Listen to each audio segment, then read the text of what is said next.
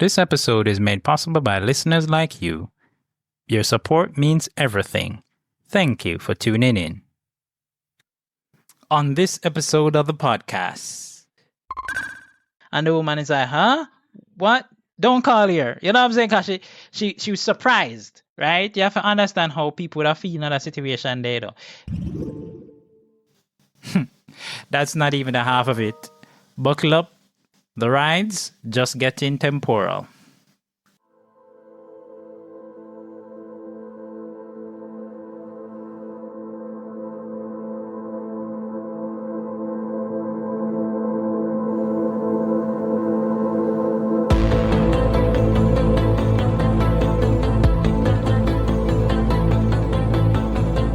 Prepare for warp speed as we embark on a voyage through the vast expanse of science fiction in movies and television series.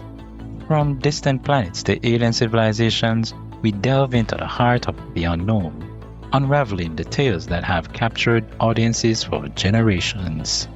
Get ready to unlock the secrets of the universe on Flix.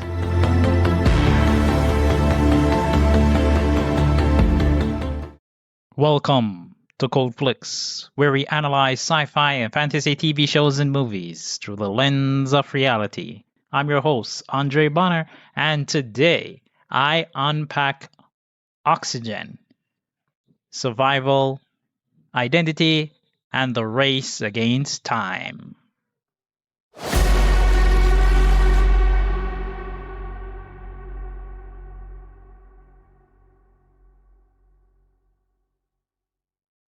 What would you do if you woke up trapped inside a sealed cryogenic pod with no memory of who you are or how you got there? Oxygen wastes no time pulling us into that nightmare. From the very first scene, we are locked inside the pod with Liz, experiencing every moment of confusion, fear, and desperation as she slowly pieces together fragments of her identity. The film makes you feel though you're trapped alongside her, with every breath becoming more precious than the last. I first came across a few clips on the movie on YouTube, and they were enough to pull me in. I had to know how someone would survive a situation that seemed completely hopeless. As the mystery unfolds, each revelation raises the stakes, leading to a gripping realization. No cavalry is coming. If Liz is going to survive, she'll have to rescue herself. With its claustrophobic atmosphere, clever storytelling, and constant sense of urgency, Oxygen proves that you don't need a large cast or explosive action to keep an audience on the edge of their seat. So join me as we take a deep dive into the tense sci-fi thriller and uncover the truth hidden inside the pod.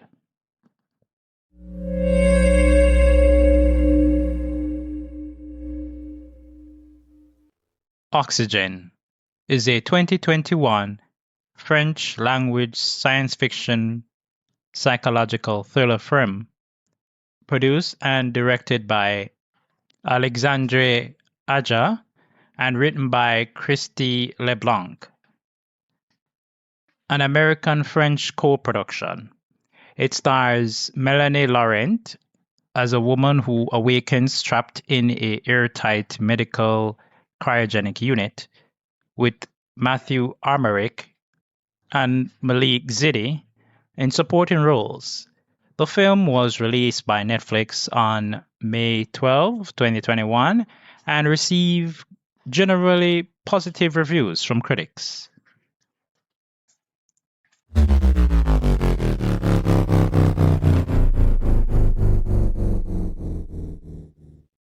These are my personal insights and interpretations of the film Oxygen, including some of my favorite moments, themes, and characters. So, this film, it really just gets under the skin in terms of you being on the edge, trying to understand what is going on, from the very beginning, right? Because as you get right into it, this woman, she doesn't know where she is. She only finds herself, you know, in trapped inside of this thing, right? And based on what she's seen, she can only surmise it's some kind of cryogenic unit or something, right? And she quickly discovers that the oxygen levels are falling rapidly, right? And it's obvious that she doesn't remember a lot. And that she, to the point where she never know how she got there, right? And that was very unsettling because, usually, you have some kind of idea of, what has happened and, what it is, right? And just looking at it, it could have been one of those films, like Cube or one of those film where, a character wakes up in an environment that is totally alien and they don't even know where, or how to respond in that particular circumstance, right?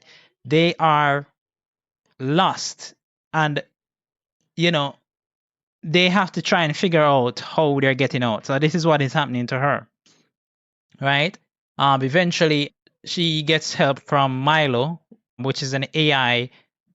Milo is an acronym that stands for Medical Interface Liaison Officer, right?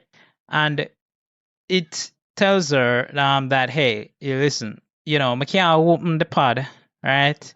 The cryo unit without an admin code, right? It just basically just insists, right? And it want to help her for, with certain things, For instance, it helped her to even be able to make a call, right, to the outside world. So she was able to make a call, right? Remember, at this point, we don't know where she is, We can only surmise based on where she think that she's in some facility or, on Earth. And she's calling, and she eventually gets through to emergency services, right? Some police and thing, and the policeman say, yeah, me I go try and see if me can help you and thing, and boom bang bang. She even go down to the levels of figuring out what the unit's model is and serial number, right? Which she can see, printed on the interior, right? A good design aesthetic, to have, right? Especially with something like this. Now, they say, all right, them are chief them can find the manufacturer so they can find out how to locate the pod because it might have some kind of tracking thing or whatever it is, right? So when them realize they are basically trying to figure out things, they were told that the manufacturer destroyed those units over 3 years ago, which is a bit unsettling for Liz in this situation because it's like, yo, you know what I'm saying? How is that possible? And I'm in a functional one, at least one that has an AI that is telling me it can't open it unless me have admin, may elevate my privileges. If you know about computer, say you have to elevate the privileges in order for, yeah.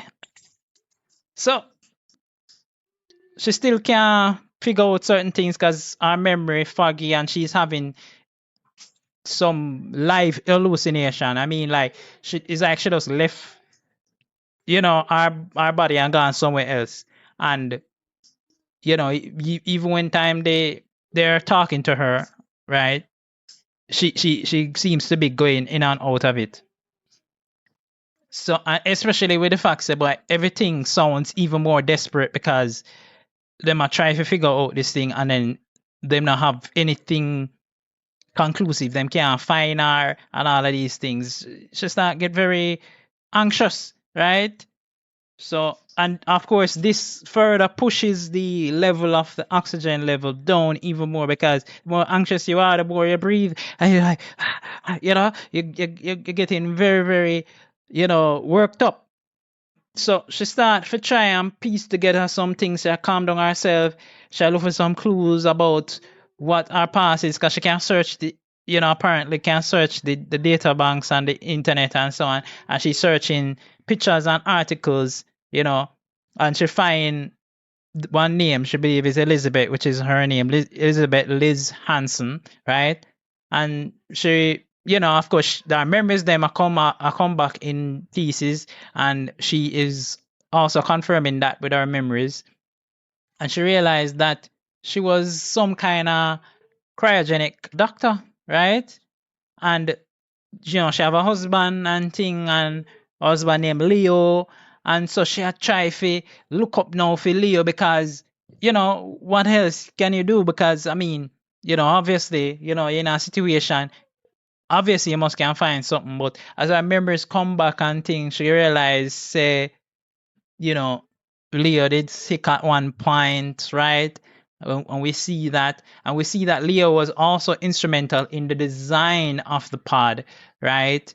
And him something there. So she would have been the one who, worked on it, you know what I'm saying? And that's something we find out afterwards, right?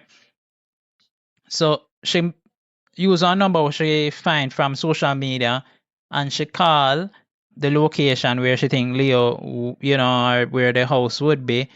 And it's a woman who answers. This woman tells her that, she's kind of confused about the whole thing, right? Because she has a Leo wife, and she demand to speak with him.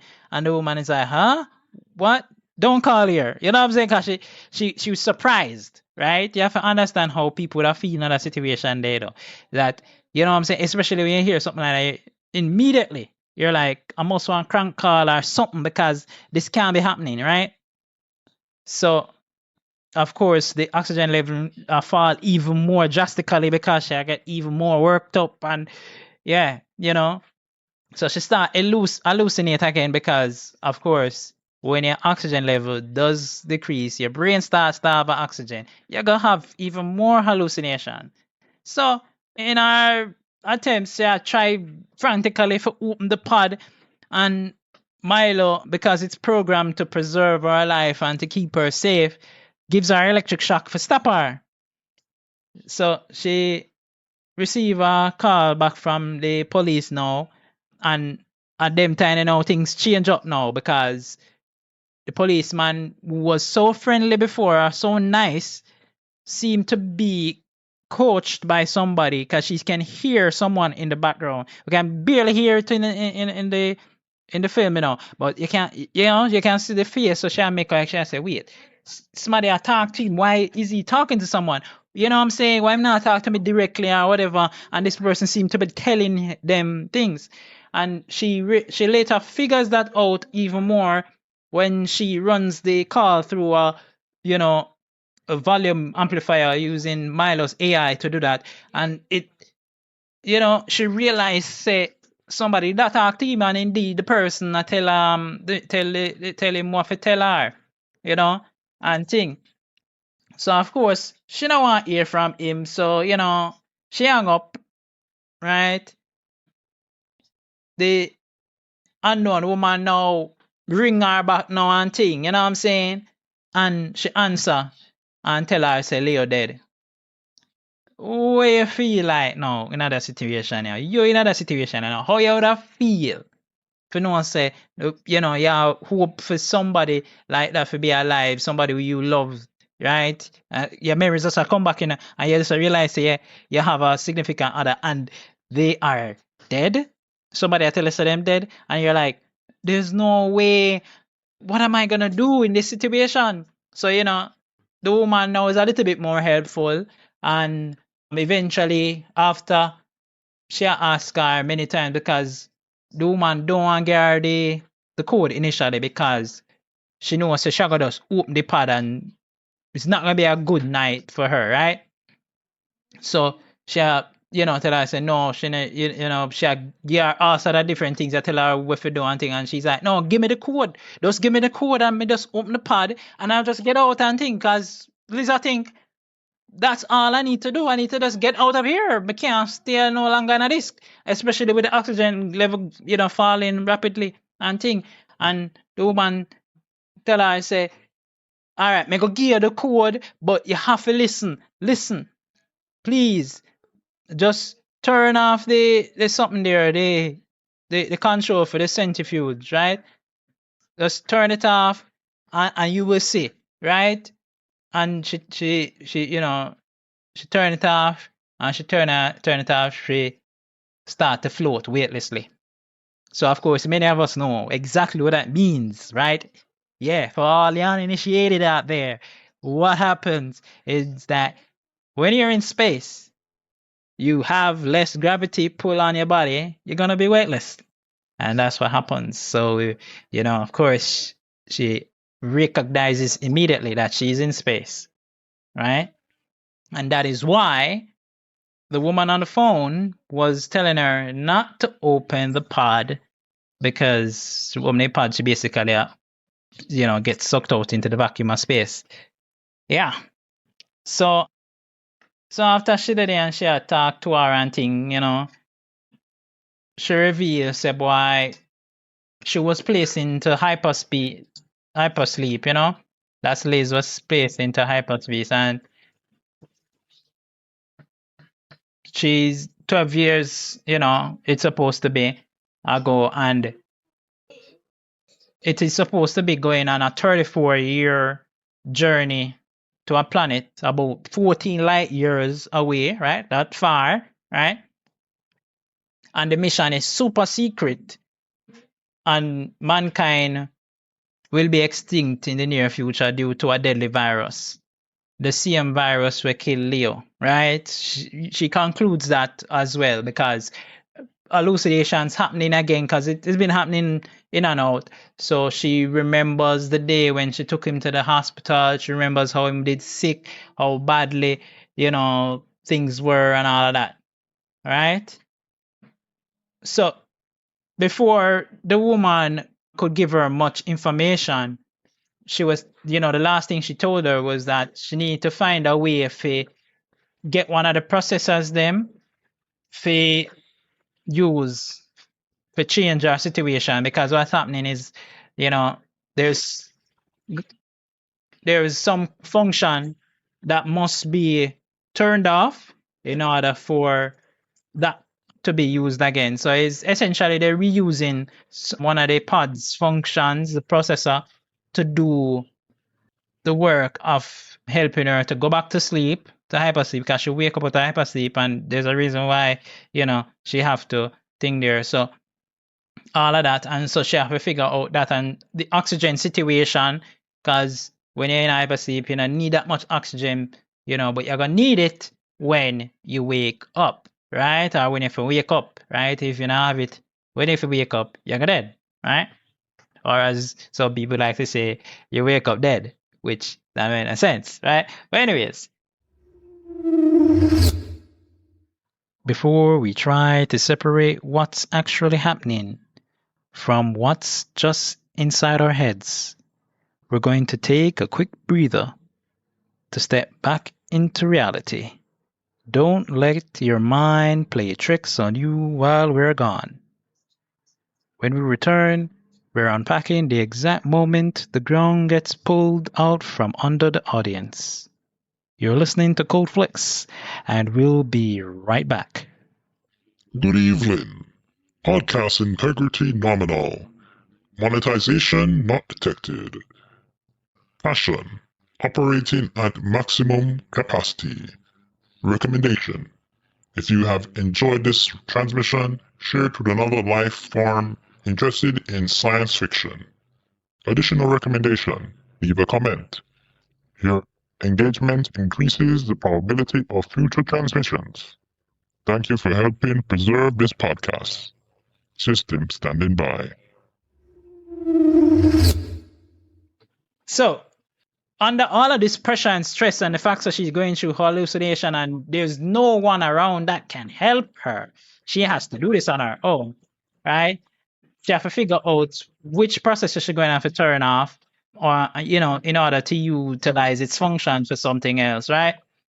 And of course, at this point, the oxygen level fall even more deadlier, right? I don't even remember how far it reached, but I'm pretty sure it did low. It was so low that basically it would not make any more sense to even try to go to sleep, because apparently there isn't enough oxygen to wake her up, right? So she, I think, now say, all right, the only thing we can do is to just take matters into my own hands. And you know what I mean? I'm trying to keep this non-monetized, right? So I don't know, how to feel about that. If me did in a situation where I say, boy, what would I do? Would I take that route? Or would I try to take my chances in waking up from hypersleep and, suffocating at that point? Anyways, while she did there and thing, and she did take a peek outside of the pod, right? Milo did bring down the UV shields, because the UV shields are up, right? And the whole time, let me tell you something. When I time Milo, I talk to her, and it's like, yeah, you can understand. It doesn't understand certain things. So when you ask it if you can see outside, you have to be specific. And if you don't know what, is there, what I'm saying, help you to actually ask it properly, ask the question properly, you're not gonna know. Because she asks to sit outside, and he's like, yeah, you can see outside. And she's like, no, but see black. And I said, oh, wait, I'm sorry, there is a UV shielding. Okay? Okay, right? Many of you might be using AI. I know what exactly mean about that, right? You type in the AI something, and AI is like, yeah, that is that. And then when you ask it something, it's like, oh, right. You're exactly right about this, because that is what. And like, yeah. Anyways, get me off into that tangent there. But so she recognizes now that she's in space, right? This is and what is going on. When she initially opened it, there's a big jump scare, I should mention, right? Because there's a body that's floating out there, right, with its marrow, missing. So yeah, she realized that she's among thousands of other pods and thing, and that's it starts to come together now at that point, right? And I think that is at that point where she decides now that, hey, she have to figure out something, right? And then she starts to search for Leo, right?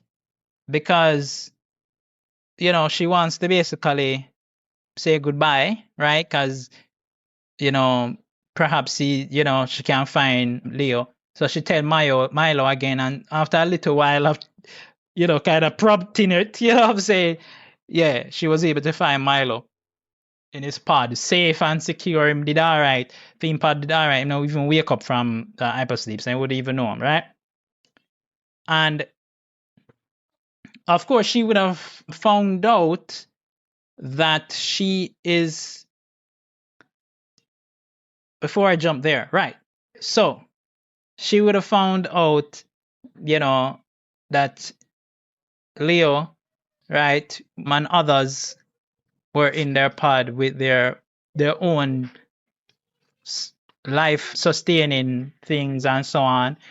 So she start to go through now the video presentation of herself, and she stumbles upon an older version of herself. Now she knows what she looks like, now, like she look young.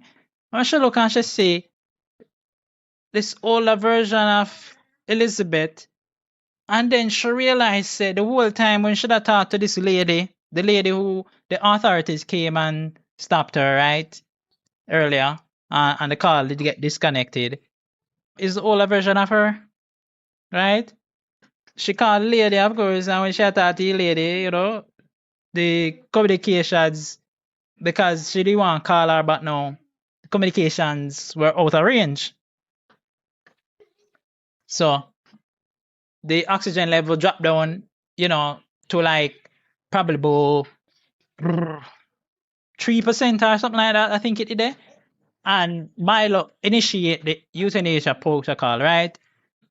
Because it's say, boy, there is no chance, 0% chance of survival, right? Based on, what Liz's pod is, like and things. So Liz have to try and prompt herself out of this, right? She have to try make a, figure out a way if stop it, which she does. And what she did is she deactivated that very same processor that, is for the euthanasia protocol and reassign it to function, so that it can help her and thing. Now, that will help her to be able to go to sleep and be kept asleep in hypersleep. But we still have the problem with the oxygen, right? Which Milo points out. You know what I'm saying? And she's like, how many pods have the other for them oxygen and thing? And, could I reroute that and thing? And Milo say, yeah, many of them have it, but you can't reroute it while you are awake, right? And so she's like, can you do that for me, Milo? That's the last thing she says to it. Can you do that for me, Milo? Just deactivate, just, reroute from the other pods them, that the ones that have been destroyed, because you have a few of them that have been totally destroyed, but the oxygen is still intact. And so, she can basically siphon off some of the oxygen for help and thing. So they use the processor to get her back to sleep, right?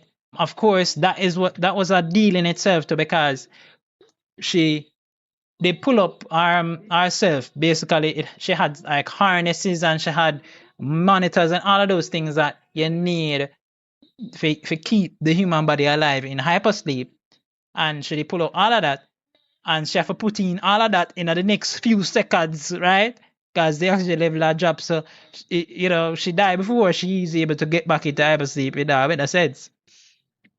So, luckily she's able to, and she puts on everything, the struggling for a little while. Oh, I should mention, I just remembered, right throughout the film, she has been having some hallucinations about some rats around the place, right? In the pod with her, like hundreds of them, at one point, and you know what I'm saying, you can see, boy, her head never saw dead, in those moments, right? But she managed all through that to get to where she's at now, right? And we feel hopeful at that point, So she gets back into hypersleep, luckily, in time. And the next thing we see is that we see the engines on the on the ship, or the thing that's gonna take all the pods to, I don't even remember which part it did say, but something like Alpha Centauri, I think. And it just fires and warps out there, you know what I'm saying? So it was just in time for her for even that too. So the next thing we see is the clones of Leo and Elizabeth, right? And they're on the new home planet, right? And they must smile and embrace one another. So say things went well, right? She was able to wake up from hypersleep and all of that. You know what I'm saying? Yeah. I mean, as I mentioned, it was just, from beginning to end, it was very intense, right? That little moments where, you're like, yeah, this might be hopeful, and then you see the oxygen level drop down, or she's making a call and the call drops for no reason, or it's out of range, and Milo have to try to reconnect, and she's like, Milo, reconnect, and you're there with her, right? This film, you know what I'm saying, is one of those films that just, get to the core of it, right? And it's just one character it's focused on for the entire thing. We don't even see the older Liz point of view at all. The whole time it's on the clone Liz, right? We see outside of the pod we see her talking to people, but we don't get to see anything else. And that's very interesting for storytelling because it centers on one individual, and that one individual drives the story forward. They're a strong actor. Yeah. So this woman was a really, really strong actor. What's her name? Melanie Laurette. Yeah, man. Yeah, man. She'll go on with thing. And then the AI voice that was done, wonderfully done. You know what I'm saying? And the way it, you know what I'm saying? Yeah. So I tell you, man, if you have not watched this film, you are missing out.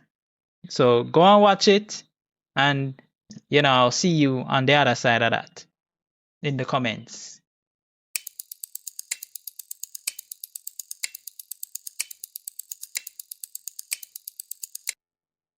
These are some theories on unresolved mysteries and some plot points.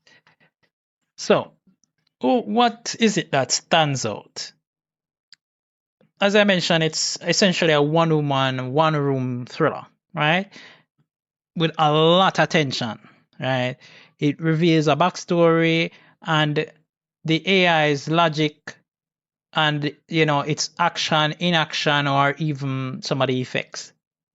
Now, the film uses the limited settings to explore the identity, grief, and the ethics of cryonics and medical technology, right? So some of the questions now that are, we can look at and as unresolved is how Liz end up in the pod, right? Yes, in the film, it answers it through the revelations, of the fact that she's a clone, right, of her former self, right, older self. After many years after Leo died, that she channeled that emotion of grief into building the pod and ensuring that it actually works, right? So that, but by that time she was too old, and Leo was already cryogenically frozen in his state, and so it made sense to just go and do, thing there, right? And probably she just, decided that the best way is to live through her clone, right? Although she was alive when her clone was off and stuff. But yeah, she might have died afterwards. Anyways, yeah. So those are the things I can think of in terms of that, the whole scope of the cryogenic use. So obviously it's a near future society, right? And we only get a sketch of it from the pod itself, right? And the fact that them have the technology to be able to travel light years, right? So there's a lot of questions around, how the technology was developed, right? Yes, it was done in secret, but how many persons can you keep the secret from? This is just like the flat earth argument anyways, right? In reverse, where, the flat earth was like, yo, NASA is always doing all of these things, and they are, put things out there to, fake or, make things look real. But, how many persons can really keep a secret? Right? That's my point. How many persons can actually keep that secret of these things, especially when you have, 'cause you can't just have Liz alone and a couple people, right? It have to be a great facility of people going through and developing the technology that is needed to get this thing off the ground, right? Launch technicians, people who work at NASA, all of them things there. You know what I'm saying? Astronomers, yeah, it had to be a lot of work put into it. All right, so Milo's autonomy, right? Of course, the show raises the issue of whether AI is bound purely to protocol, right? As you can see, Milo has been, basically working off the protocol, and every decision that it made was basically from its programming, right? And this is essentially how I expect AI would react in the real world, right? In certain circumstances, yeah, it's not realistic in what it can do, but it's very realistic, even to this day, what AI can really do, it's working off of a certain protocol, certain built-in guidelines, guardrails. So it decided that these are the things that it would do, right? Now, the film started a particular way in terms of making you question whether this was just purely protocol, right? Especially when it started or tried to, kill Liz, right? Because it's almost like it saying, hey, but that could just be a bug in the system, right? If you know, right? And of course, the film, didn't go too deep into this. So obviously, there is room for interpretation, right? Yeah. So, as I say every week, share your favorite oxygen moments, theories, anything that you think could be crucial to the community to learn, about this film, If it's even if I say, boy, I first met about that film, man, Andre, right? Let me know in the comments.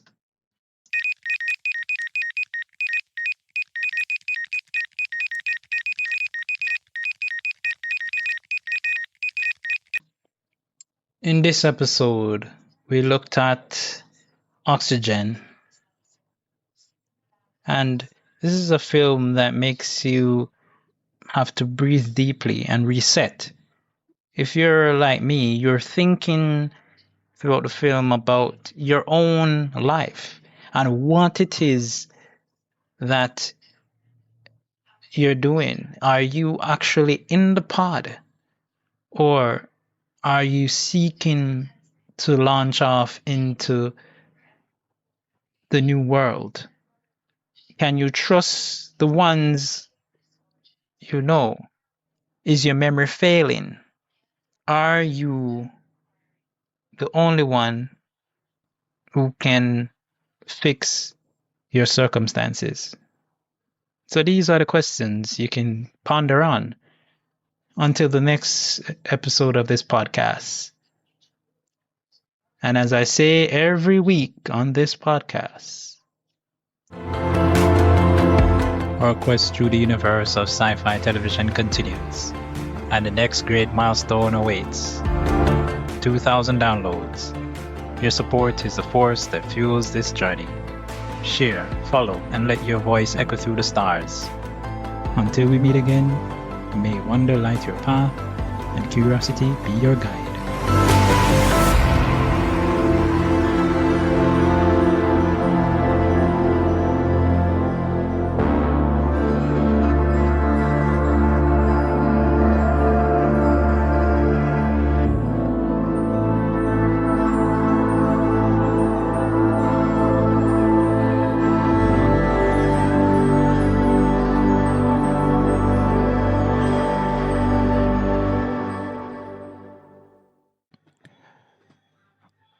This content is CAN credentialed, which means you can report instances of harassment, abuse, or other harm on their hotline at 617-249-4255 or on their website at creatoraccountabilitynetwork.org.